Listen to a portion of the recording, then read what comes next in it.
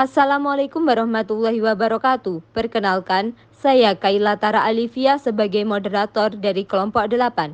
Sebelumnya, saya ingin memperkenalkan anggota dari kelompok 8, yaitu Krisdian Anggana Gumilar, Elvi Munahidayah, Kaila Tara Alivia, Miftahul Iza, dan Koni Atun Nikmah. Kelompok 8 akan mempresentasikan tentang perubahan makna. Pengertian perubahan makna akan disampaikan oleh Koni Atun Nikmah. Sebab-sebab perubahan makna akan disampaikan oleh Miftahun Iza dan Evi Munahidayah. Jenis perubahan makna akan disampaikan oleh Krisdian Anggana Gumilar.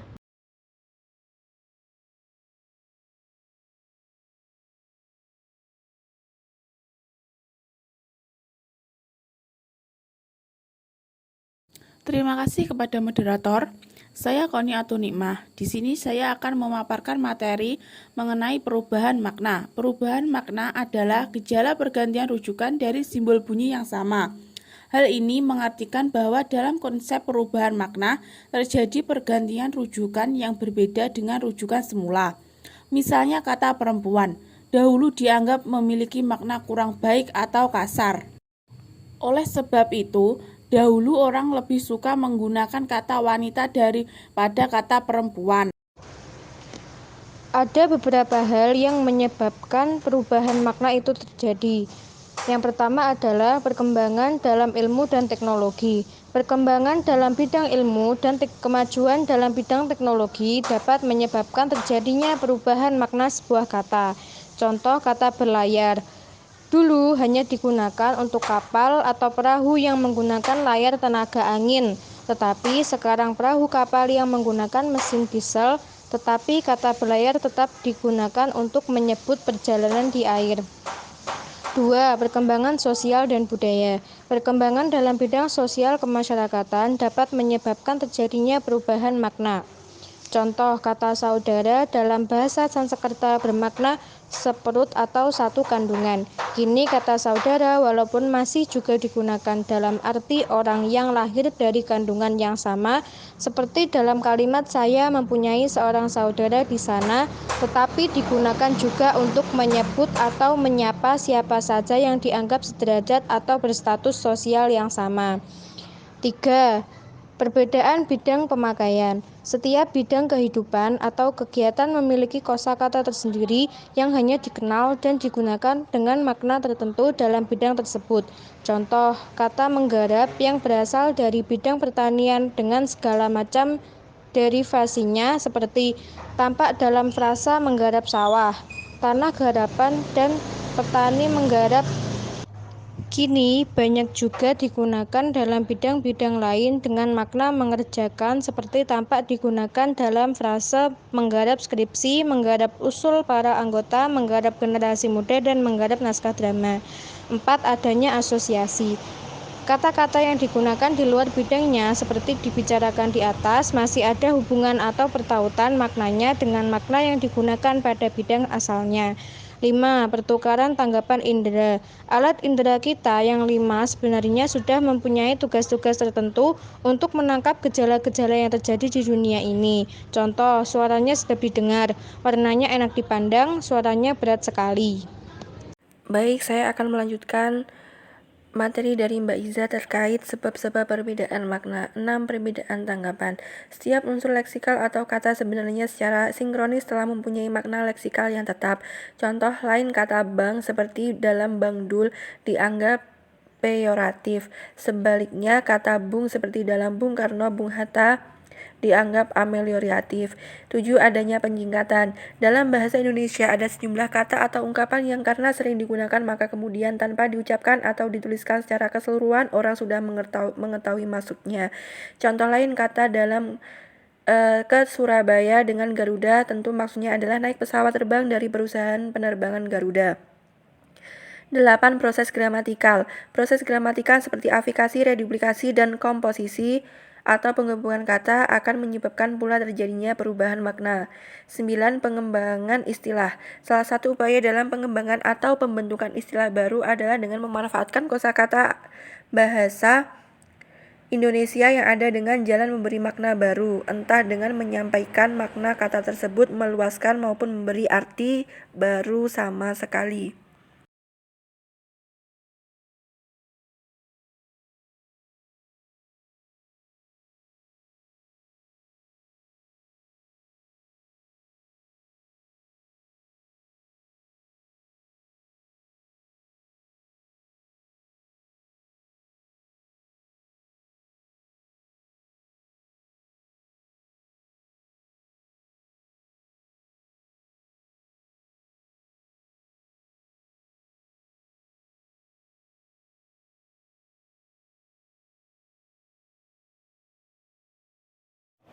Jenis perubahan makna.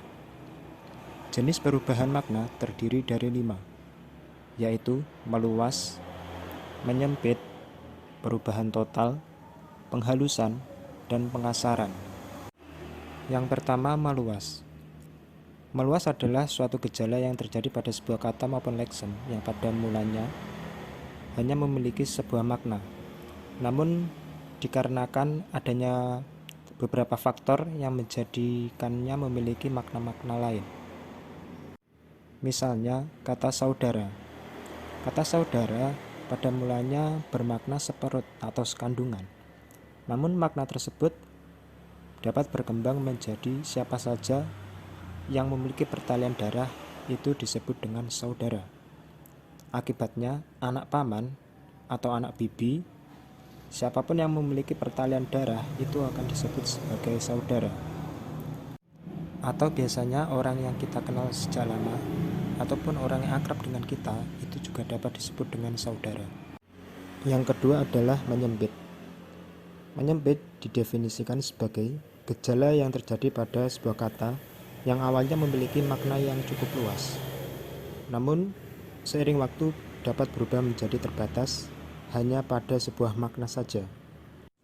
Misalkan, kata ahli pada mulanya berarti orang yang termasuk dalam satu golongan atau keluarga, seperti dalam ahli waris yang berarti orang yang termasuk dalam satu kehidupan keluarga, dan juga ahli kubur yang berarti orang-orang yang sudah dikubur.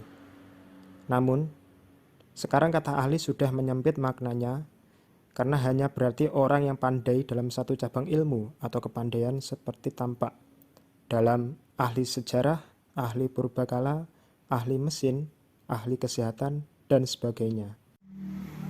Yang ketiga, perubahan total. Maksud dari perubahan total ini adalah berubahnya sama sekali makna sebuah kata dan makna asalnya.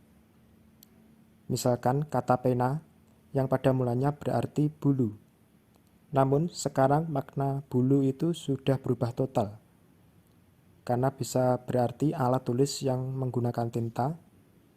Memang sejarahnya ada, yaitu dulu orang menulis dengan tinta menggunakan bulu ayam atau bulu angsa sebagai alatnya. Sedangkan bulu ini di dalam bahasa Sanskerta disebut dengan pena. Yang keempat adalah penghalusan. Berbicara tentang penghalusan ini, kita berhadapan dengan gejala ditampilkannya kata-kata yang dianggap memiliki makna yang lebih halus atau sopan daripada yang akan digantikan. Kecenderungan ini tampaknya merupakan gejala umum dalam masyarakat bahasa Indonesia. Misalkan, kata penjara diganti dengan kata atau ungkapan yang maknanya dianggap lebih halus, yaitu lembaga pemasyarakatan. Ada lagi kata korupsi, itu diganti dengan menyalahgunakan jabatan. Kata pemecatan bisa diartikan dengan pemutusan hubungan kerja atau PHK. Yang kelima adalah pengasaran. Pengasaran ini adalah kebalikan dari penghalusan, yang bermakna usaha untuk mengganti kata yang maknanya halus atau memiliki makna biasa dengan kata yang maknanya kasar. Kata pengasaran ini biasa digunakan saat situasi yang menjengkelkan atau pada situasi yang kurang mengenakan. Misalnya, kata mencaplok. Kata tersebut Sekian yang dapat kami sampaikan. Bila ada kurang dan lebihnya kami memohon maaf, dan saya yakin apa yang disampaikan dapat menambah wawasan bagi kita semua. Terima kasih. Wassalamualaikum warahmatullahi wabarakatuh.